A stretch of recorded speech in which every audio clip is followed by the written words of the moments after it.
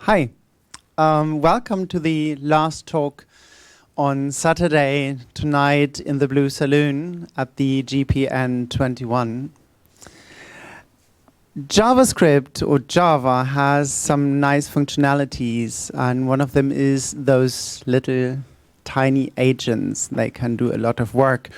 They can help programmers, engineers to make the work easier and fix things and make code more beautiful. Johannes is showing how this works and how he uses it in his daily work at SAP. He's a Java developer and is going to explain those Java agents. I see some tools from the hardware store. I see some materials, some screws, some pieces of wood. I'm very excited how he's going to use this in his explanations. Applause to Johannes. Take us away. Thank you for the kind introduction. So, without further ado, I want to start with a small example. So consider I'm now not a speaker or Java developer or whatever, but I'm a frame builder.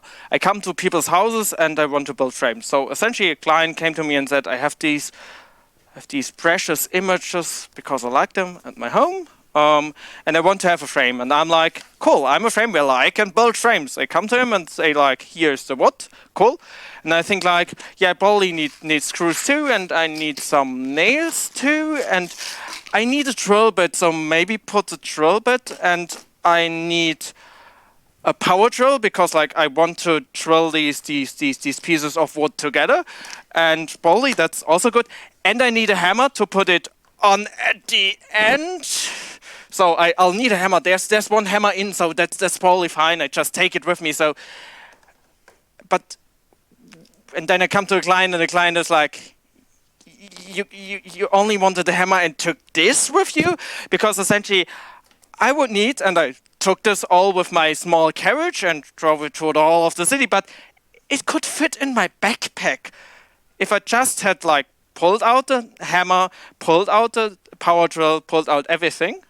So essentially, what I want is, I want to pull out just the things that I will need. So in the end, I would just keep a backpack. But the software developer, what does the software developer do? He uses something like Spring, and Spring depends on like everything. The whole world is like, the software developer thinks like, yeah, I need a collection. So probably I use an Apache collection, but in this one instance, the Eclipse collections framework is a tiny bit better. So I pull just in the whole Eclipse collection framework, and Guava has some quite nice PMAP, so probably just pull them in too. And so in the end, we get a large application which has hundreds of megabytes of dependencies. And it's like with all the power tools, we only needed a hammer. I put out a whole box of things where we have screwdrivers and everything, which I never need. But as a software developer, I don't care. I pull the garage with me if I can. I pull the whole house, and even in some languages, I pull like the whole city with me. But as a carpenter, I really care. So why don't we care? The thing is, it's a bit harder. So we probably don't need all this. So if we now consider that we are software architects, so if we would build buildings, then it would be like, at the beginning we had an Alpha Tower. That's nice, but we need a clock in the city somewhere. So yeah, we'll take a clock, put it on. Then we need some housing, so maybe put some housing on top. That's fine. And then we need a carnival. We need some attractions. Just put them on, and that's like, thank God not everything is software. If it would be quite horrible. Because in the end, and that's a quote from a paper by Soto Valero, the software grows and grows and grows naturally, and in the end it accumulates not only like code lines but also bugs and security risks. And so it's a major effort to deep-load the software. So, but how do we do this? So there are different types of deep loading. Essentially, we have dynamic and static deep loading tools. Depending on like dynamic is it runs besides the programs, and static is we pre-analyze. So for static, it's quite easy, and we can just use code analysis. That's okay. I try to do PhD in this field. It works, but don't use reflection. Reflection is for code analysis a magic bullet that kills it, because the first time you have like reflection that gets a string into it, and the code analysis is like, yeah, I don't know anything about the string, then the reflection could access every class and probably also every method. So this has its advantages. Then you have dependency analysis tools, but that's a whole nother topic. And with dynamic tools, you have either coverage-based, so coverage-based testing, coverage testing. You run your whole test suite and then look which methods are used. That's quite interesting. And there's also like profiling-based. And that's where I come on, because I'm like a profiler guy. So I work at SAP. I do some profiles according to these slides that I'm on. And I work at Submachine. It's it's a quite large open source team. We're like 15 people working at the OpenJDK at SAP. We're the third biggest contributor there. And for example, if you want to know something about PowerPC, we have the lead on PowerPC for OpenJDK or the JDK 17 updates maintainer. And I have, of course, stickers here with our nice Submachine. So what I regularly do when I don't do talks and don't work on like debloating, I work on profiling, for example, creating profiling UIs, helping to create profiles, and also working on like internal stuff in the JVM. So how did I came to work on profiling? It's simple. I was at a conference in London in March, and someone asked me like, "Hey, you have this article on Hacker News that's quite high up," and it was an article that I wrote under the channel. It's called "Writing a Java Profile in 240 Lines of Pure Java." And then he said like, "Hey, there's a paper out there. It's called Coverage-Based Debloating for Bytecode. Any opinions on this? Have you thought about debloating anytime?" And I was like, haha. You know, probably nerd sniping, where in this famous XKD, someone asks the physicists a complicated question and the train comes by and crushes him. I was like the same, like, the JVM, could you help us debloat using agents and profiles? And I'm like, oh. But it was good. I was in a bed in London. It was small. London is an expensive city, so I didn't get hurt. I'm here now. So because I thought like existing tools have problems. Coverage-based tools have problems. All these tools have problems. And one of them, they are quite complicated. These are tools written and described in research papers with long abstract, with long everything.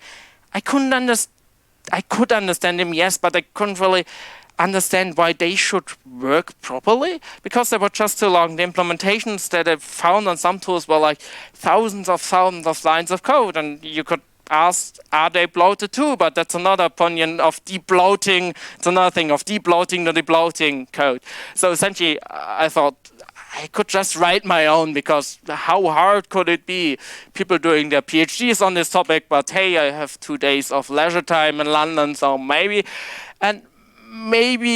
I get out a small blog post on it, because I blog like every 2 weeks, and so I thought, hey, I need another blog post, maybe do this.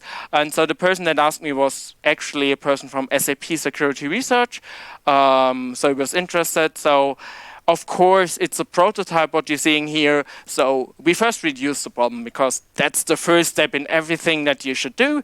So of course, we could find like an unused method and anything, but that's quite hard. And my main idea was, when a user uses, or when the code uses a method from a class, then it's highly likely that all the other methods are probably also used in there somewhere. And also depending on like how methods of this class are called, it's highly likely that many of the other methods would be called, because otherwise you could quite easily catch this with static tools. So I thought like, hey, maybe it's okay to just find unused classes, and that's the whole idea here. This makes it far simpler. So to find unused classes, it's quite simple. We first have to, of course, know the classes that are there, but we can just look at the jar and see, yay, this class was loaded, or yay, this class is like lying around in the bytecode. So we know this. But how do we know an unused class? Any ideas? A used class? And because we can then say, oh, we know the used classes, we know the overall classes. Then we know the unused classes. Any idea how we could easily check or see that class A is used? Or record at runtime that the class A is used. Any idea here? My large audience. Could we insert there some code? Yes. Ooh.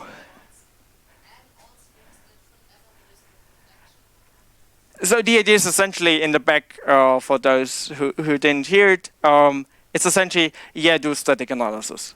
That's cool, but we are here dynamically because static analysis has its problem, as I explained before. Any ideas how we could do this? Yes.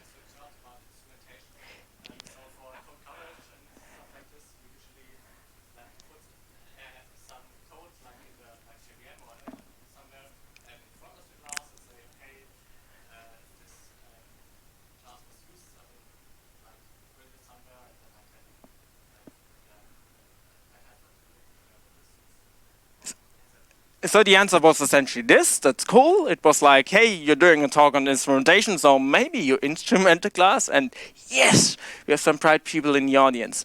That's always cool. So essentially what we're doing, we have static initializers because they are used a lot of time. They're called a lot of times, for example, and I like to use the language specification because that's a great source of truth in many petty arguments that you have with your colleagues at small companies, like, is this an expression? Is the dot an expression? And you can look in the Java language specification and tell the other person that it is or it isn't, and nobody cares, but yay. So essentially here, when our static initializer is called, essentially every time a class is used, and every time a child class of a class is used. And that's pretty neat because that's essentially what we want, and that's easy because we can just like instrument, and that's fine. So the problem is now interfaces. Question to the audience: is this legal? Could we place this code here? Who of the audience thinks yes, this is legal Java? Who thinks that isn't Java?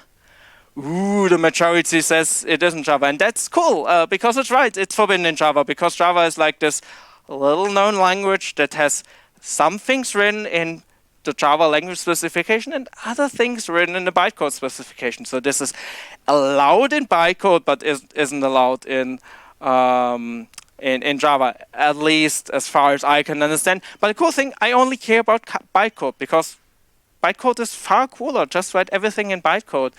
Doesn't lead to any maintenance hell at all. It's like writing assembly. Assembly was the time. I have colleagues that wrote like systems in assembly when they started. They started before I was born, so that was interesting. Now, the thing here, what we then get is that we have to deal with interfaces a bit differently because the problem is when an interface is like accessed, we don't access also the static initializers for the parent interfaces aren't called, so we have to deal with this, but that's quite feasible. We can just walk the trees, the inheritance trees. So essentially what we get the float we got the classes found in the bytecode by the instrumentation. On the one hand, we get some recorded classes. We have and we got some recorded classes, these that are like used there, and then in the middle we have the float classes here, and then the use classes. The important thing is that they are use classes that aren't in the bytecode directly, aren't in the jar, for example, Lambda, the classes for lambdas, or classes that are generated dynamically, like by mocking frameworks, or probably also by Spring. But what to do with this information? So one idea would be to just remove the float classes. This is interesting because it drastically reduces the size of jars. Even with this example, it can, even with this quite coarse approach that only deals with classes, we can reduce it, so the size. But the problem is when we remove it and then we run it in production and then someone accesses the class by chance, because we're only being dynamically, we're only recording use classes dynamically, so we don't actually know what classes could be used at all. So in rare circumstances, some other class could be used that we just didn't hit during testing. So the idea is we don't remove it, but for these classes that we know shouldn't be used, so that we can ignore them, for example, for security warnings and else.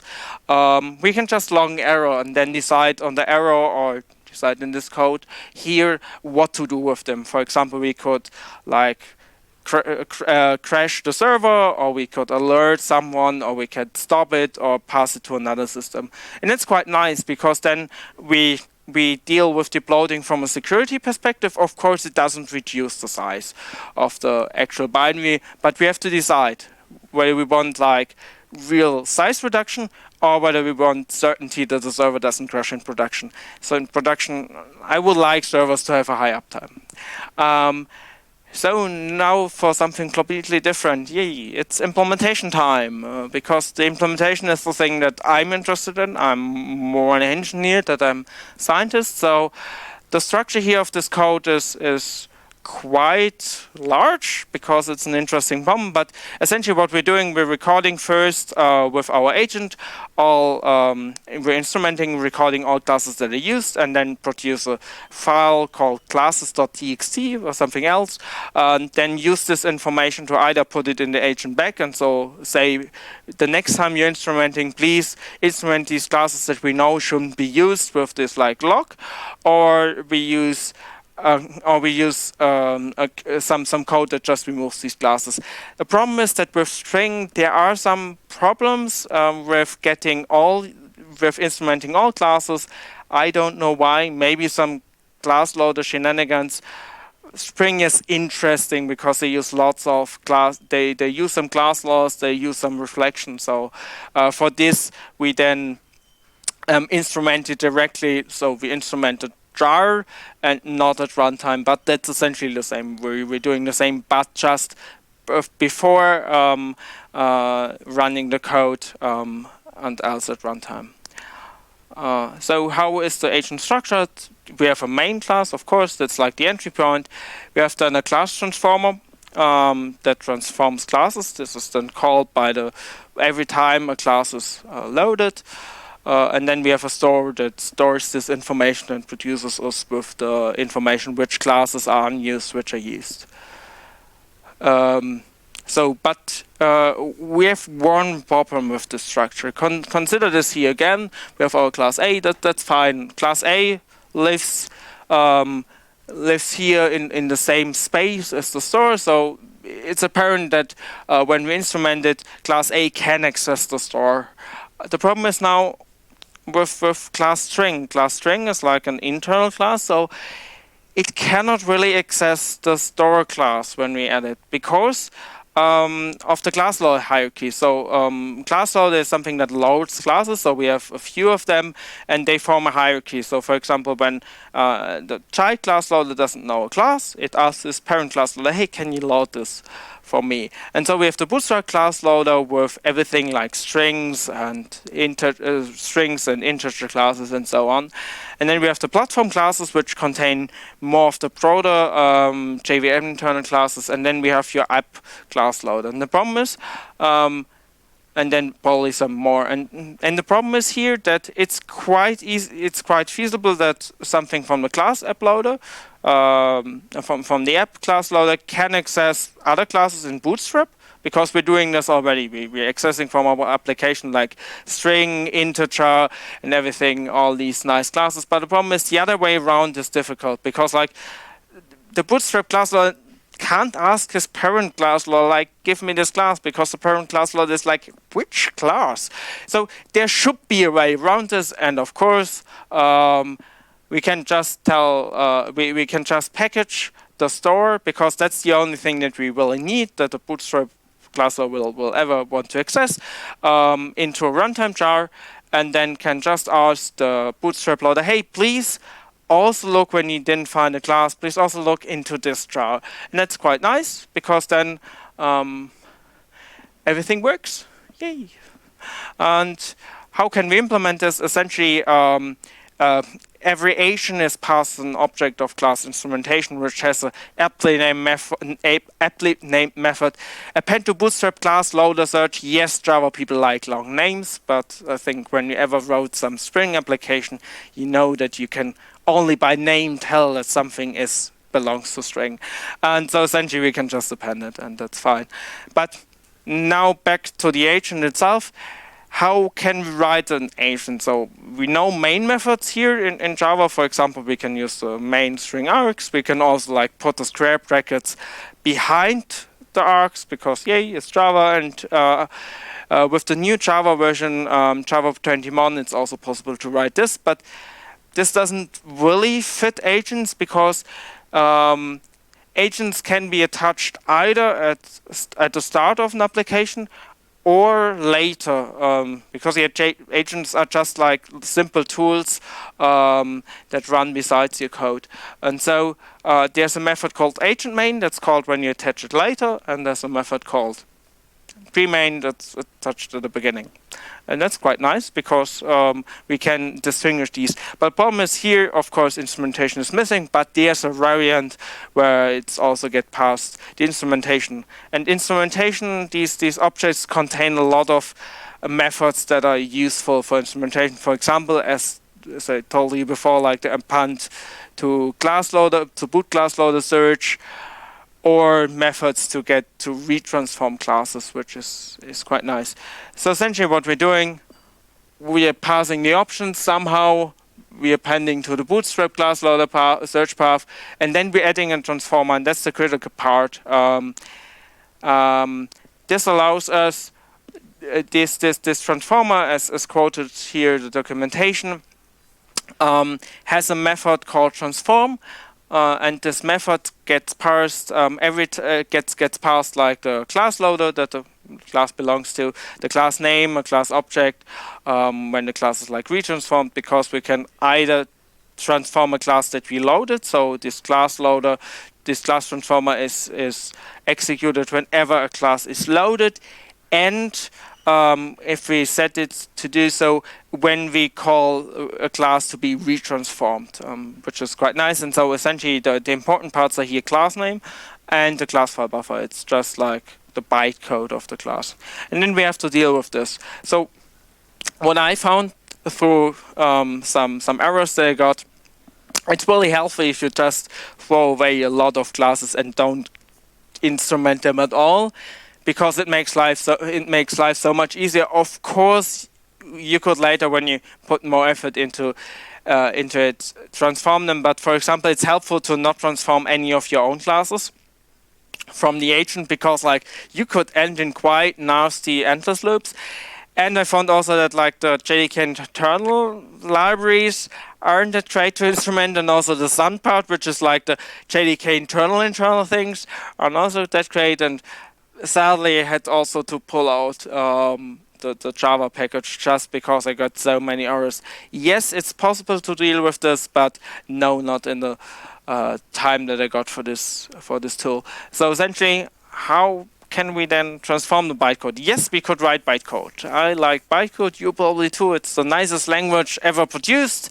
The only problem is you got lots of bugs when you write it, and I tried to, during my time doing my PhD, I tried to analyze bytecode. I wrote a lot of it, and it was interesting. And the problem is you probably don't have time, and you don't want to tell someone that reviews your code like, hey, that's a cool idea that I wrote like this many custom bytecode. So essentially you grab the next best tool, and that's Java Assist. It's a tool that belongs to the JBoss family of tools. It's there, as it says, since a long time. It's one of the oldest tools in this area, and essentially it allows us to write something like, please create me a class initializer on this class, and please insert this Java code. And as you see here, you can just write Java code. That's quite interesting and quite fast and to write, but of course you pay the price that every time you transform it, the Java Assist library has to pass this Java code.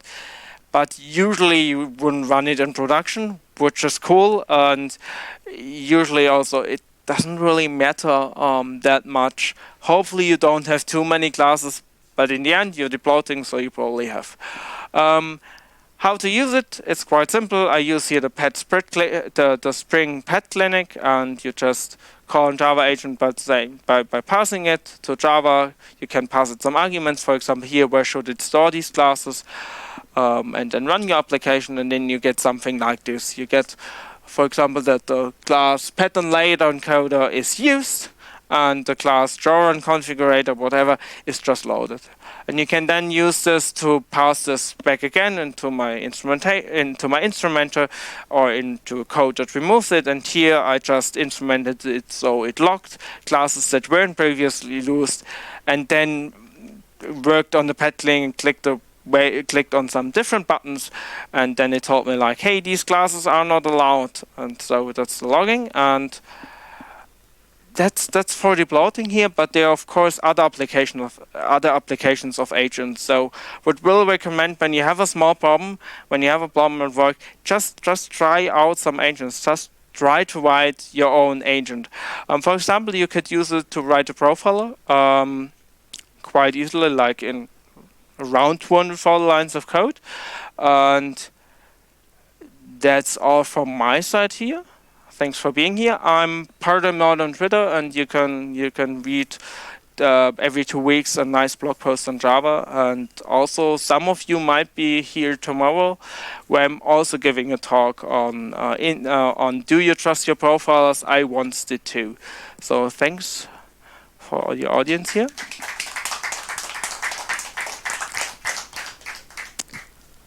Any questions? Do we have a microphone to pass around? I think that makes it easier, so I don't have to repeat all the questions. Test. Yeah. Could you recommend a good introduction into Java agents, for example, a tutorial? So of course I could recommend my blog post on this topic. I think typically there's some good ones from Oracle, and also there's some good ones from Beidung out there. I would just recommend going to my article. I linked these there. So I think the best introduction is just to work on it. So just to pick another agent that does something similar and copy it, because my code is MIT licensed, so you can just grab it. So that's an example for an instrumentation agent. I also wrote a profiler, which is like an example for application that runs alongside. So I would start with this and then just modify it. That's the way I'm doing it. So when I created this class transformer, my first approach was like, I copy my old code into a new project, rename it, and then worked on it. And then I had some error messages. I Googled them, and that fixed it because Stack Overflow. Yay. That's how you do professional development.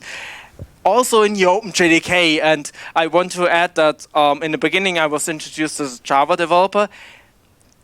That's not that right. I'm an OpenJDK developer. Yes, I do sometimes write Java, but I usually write the JVM, so I'm kind of a Java developer, but in a different sense that many people. So I'm working on Java, not with Java.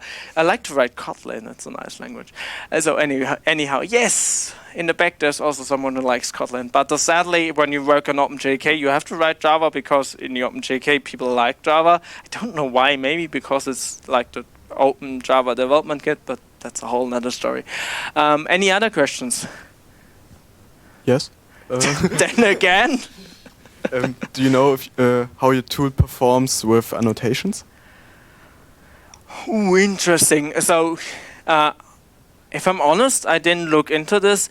It might be interesting, yes, because annotations and the whole part of like preprocessors that add to your code, that's a whole different class of errors, and that's a whole different topic. I think with the instrumentation agent, it shouldn't be that problematic, because we're still getting all new classes when an annotation creates a new class. It's still interesting, but I think there needs to be some further research. So that's only a prototype, and there are some people who try to work on my code and look into my code and do this more properly. I just spent like a few days on it, and so yeah, hopefully there's something. I think in the back is a question. Or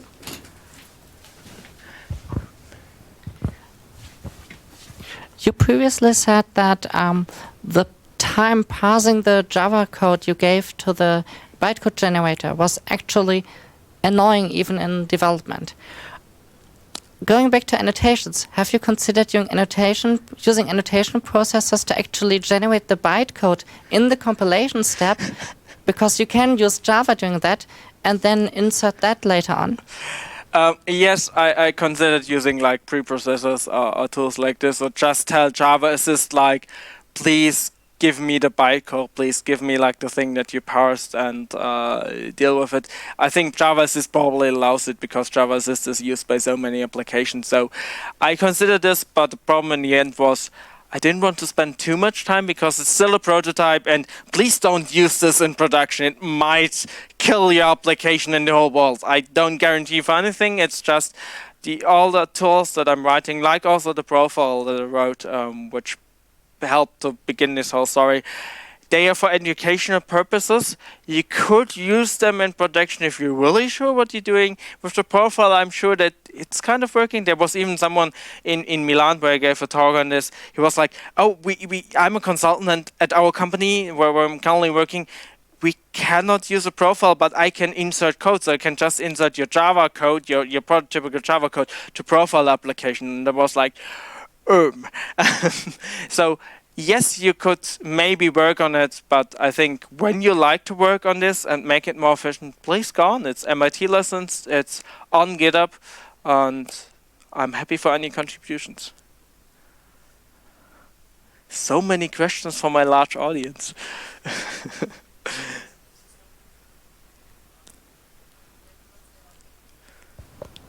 Yes. Okay.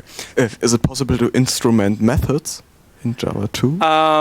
Yes. So what you can do here, the two things. For one, you can, of course, you get here a class, so you can add code to methods. For example, here we're essentially doing this. We're adding methods. We're adding code to a static initializer. The problem is that some classes cannot be extended this way. A good example is when you have native methods. Methods implemented in C++ code, there are a few around because methods like system.currentTime_millis, where I got into a real rabbit hole to see which time source it uses. Yes, it uses a different time source than system.nanotime. But that's a whole different story. So there are some methods that you cannot extend. So that's quite problematic. And the other thing is that here in this example, it won't work that well because method chronology was too fine for me. But yes, with regular Java methods, you can just work on them as you like.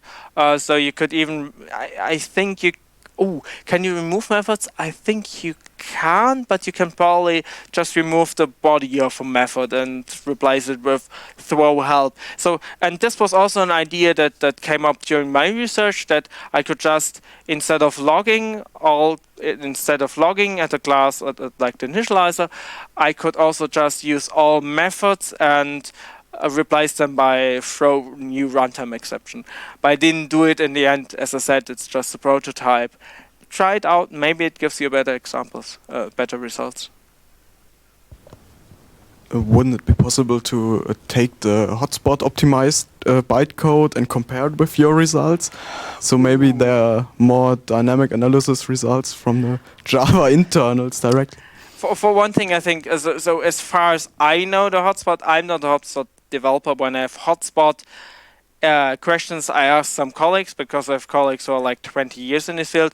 But you don't have the bytecode. The bytecode isn't really optimized. The bytecode is transformed, as far as I know, into a different set of instructions, and this is then optimized because the bytecode is interesting for writing it down. It's a short format, but it's not that great for actually optimizing.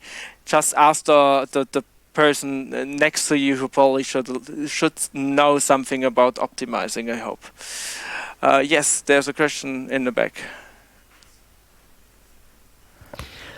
How does this interact with Java 9 based optimization? Because with Java 9 and later with the proper module framework, you can even split the JVM and build like the one specific split of the class and modules you need. How much of that could you already use to throw out a large part of the classes that you would interact with?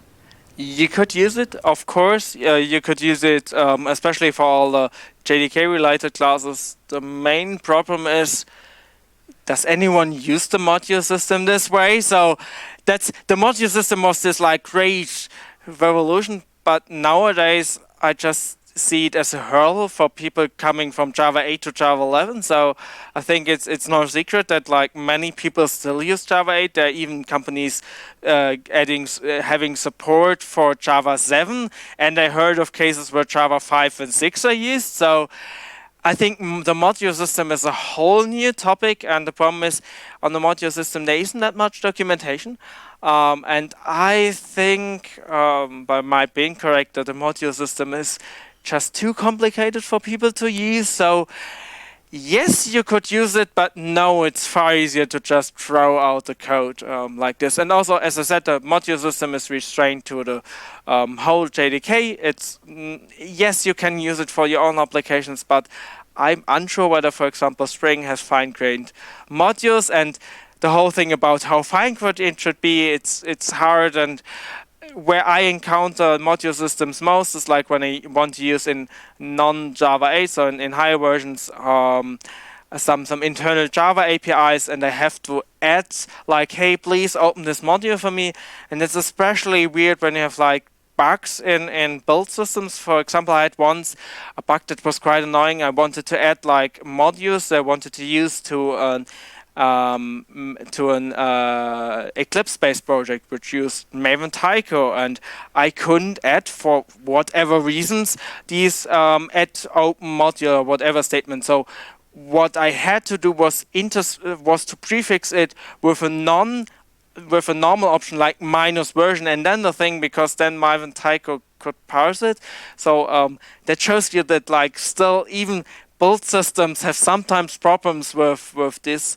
And I told the Maven Tycho people, like, there's a problem, could you please fix it? I think they fixed it now, but I'm unsure. So yay, Maven Tycho. Any other questions? Then thanks for your audience here. If you want to read more on this whole topic, I've got an article out there, and just ask me when you have other Java related questions, and come to my talk tomorrow at, I think it's at 1 o'clock. Then goodbye and good night.